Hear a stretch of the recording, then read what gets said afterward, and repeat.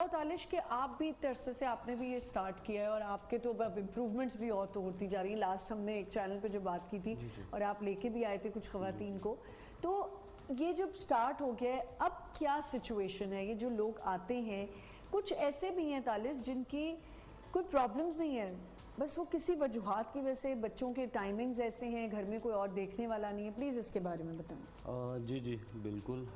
सबसे पहले बहुत शुक्रिया आप लोगों का हमें यहाँ बुलाने के लिए, बहुत शुक्रिया आप लोगों का आने का। स्पेशल उन लोगों का आप लोगों ने ये प्रोग्राम रखा कि जिनकी वजह से मैं अभी यहाँ बैठा हूँ। आई थिंक आप लोग भी सब यहाँ पे मौजूद हैं, तो ये एक कनेक्शन है आई थिंक जो बहुत कम होता जा रहा है हमारे स्पेशल लोगों के अंदर। और हमारे पास जो मेजॉरिटीज़ है, जो मेल एंड फीमेल्स हैं, जिसमें मेंटालिटी का अभी जो बहुत ज़्यादा हमारे जो बूढ़े लोग हैं, बुज़ुर्ग हैं, बड़ी बात है जब आप उनको इग्नोर करना शुरू करते हैं तो उनमें तब्दीली आना शुरू हो जाती है। तब्दीली के साथ साथ अगर आपके फाइनेंशियली बहुत ज़्यादा इश्यूज़ हैं, और अगर फाइनेंशियली इश्यूज़ हैं, तो अगर वो बूढ़े लोग अगर मेडिकेशंस की तरफ जा रहे हैं तो आप उनको ये नहीं कह सकते, या आप देखने वालों के लिए आप एक वो नहीं कर सकते कि समझ लें कि मैं कर नहीं पा रहा हूँ तो मैं इनको यहीं पे पड़ा रहने दूँ, इनको यहीं पे मरने दूँ। नो,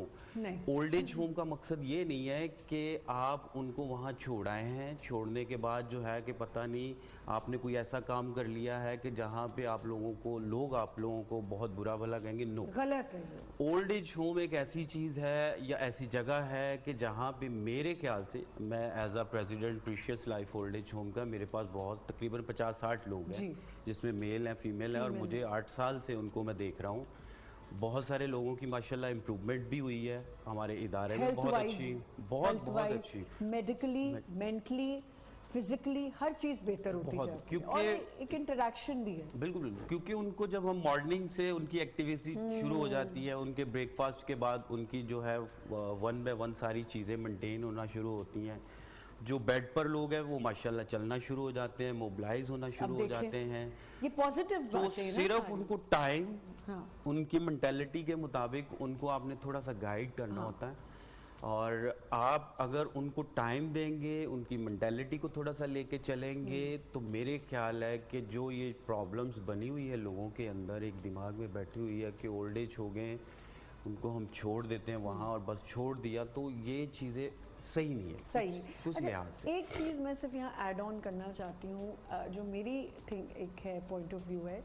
मैं बिल्कुल ये नहीं कह रही कि आप अपने घर के बड़ों को जहाँ आप कर सकते हैं मैनेज, जहाँ मैनेज हो सकता है, मैंने तो वो भी घर देखे हैं जो बहुत बड़े बड़े घर हैं जहाँ मैनेज हो भी रहा है तो भी वो अपने पेरेंट्स को नहीं उस तरह देख सकते। अब अगर हम इसको इस तरह भी सोचें कि एक वालिदैन है, वो पूरी ज़िंदगी अपने बच्चों के लिए काम भी कर रहे थे, वो उनको करना है क्योंकि वो करना पड़ता है। अब उनकी भी ज़िंदगी बिजी है।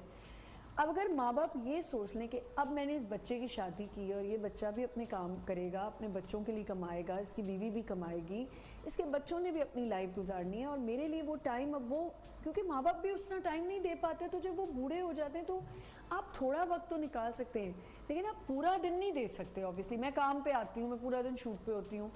अब मुझे पता है कि आप तो मेरे फादर से भी मिले हैं, मेरी बहन है, उसके पास थोड़ा टाइम है, वो आ जाती है, पर हम लोग ने उनको छोड़ा नहीं है इस तरह। लेकिन ये भी एक कॉन्सेप्ट गलत है जो हमने बड़ा नेगेटिव कर दिया है, हाय हाय माँ बाप को तो पूछ ही नहीं रहे। ऐसा नहीं होता, हर घर की हर किसी की अपनी अपनी एक जो है इन्वॉल्व, कहीं ना कहीं ऑक्यूपाई है।